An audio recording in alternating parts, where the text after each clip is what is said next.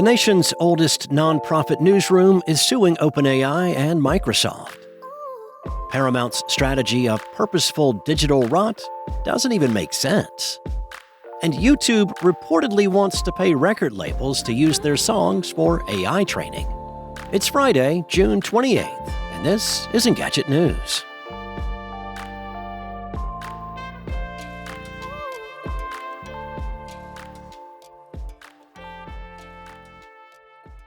The Center for Investigative Reporting, the nation's oldest nonprofit newsroom that produces Mother Jones and Reveal, sued OpenAI and Microsoft in federal court on Thursday for allegedly using its content to train AI models without consent or compensation. This is the latest in a long line of lawsuits filed by publishers and creators accusing generative AI companies of violating copyright. OpenAI and Microsoft did not respond to a request for comment by Engadget. The CIR's lawsuit, which was filed in Manhattan's federal court, accuses OpenAI and Microsoft, which owns nearly half of the company, of violating the Copyright Act and the Digital Millennium Copyright Act multiple times. News organizations find themselves at an inflection point with generative AI.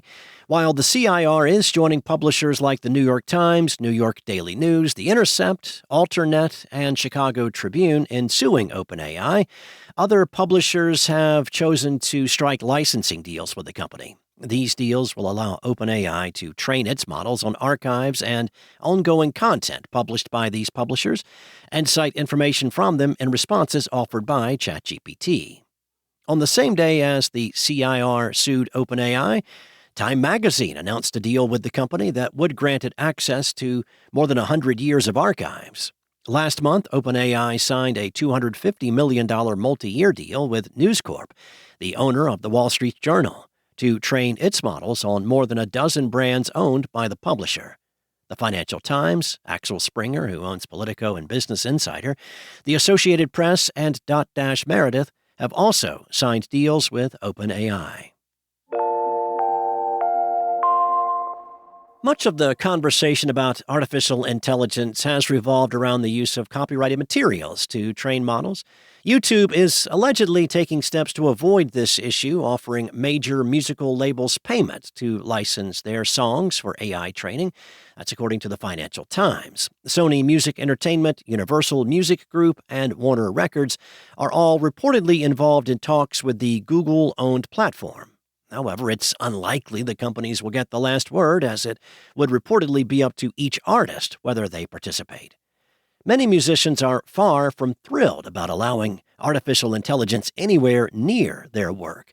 In April of last year, over 200 artists signed an open letter saying that artists must protect themselves against the predatory use of AI to steal professional artists' voices and likenesses, violate creators' rights, and destroy the music ecosystem.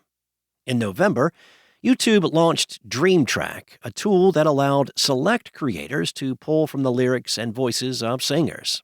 However, only 10 artists participated in the tool's test, and YouTube apparently aims to have dozens participate in an AI song generator. Record labels have taken a stand against companies they see using their copyrighted content. On June 24th, the trio of Sony, Universal, and Warner filed a suit against music generators Suno and Omeo for massive-scale copyright infringement. They demand injunctions against further use and up to $150,000 per work. Sometimes as we navigate our way through the daily doom scroll that is our current news cycle, it's nice to go back and remember how things used to be. Those times sucked too, but a distraction is still a distraction. One of my favorite ways to look at the past was by going through old clips of The Daily Show with Jon Stewart and the Colbert Report on Comedy Central's website.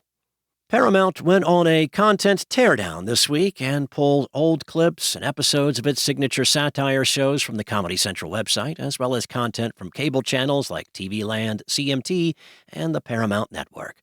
That's according to The Hollywood Reporter. Those sites now contain a notice that tells viewers the clips are unavailable there, but that they can sign up for Paramount Plus to watch many seasons of Comedy Central shows. It's a bizarre move because most of those old episodes aren't available on its Paramount Plus streaming service. Essentially, there's no longer a free, legal means to consume the archive of these shows.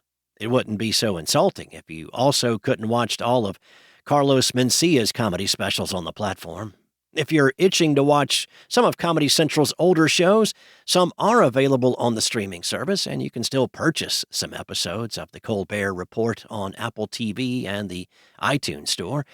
If you're also like me and you still use DVDs, you can buy used copies of the Best of The Colbert Report and The Daily Show's Indecision 2004 coverage of the presidential election from online retailers.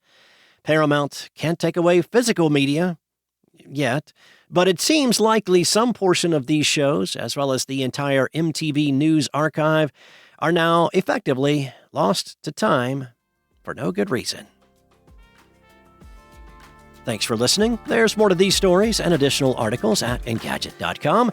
This episode featured journalism by senior editor Pranav Dixit and contributors Danny Gallagher and Sarah Fielding, and was voiced and produced by me, a real human named Steve, that works at a company called Spoken Layer. Enjoy your weekend. I'll be back on Monday with more tech news from Engadget.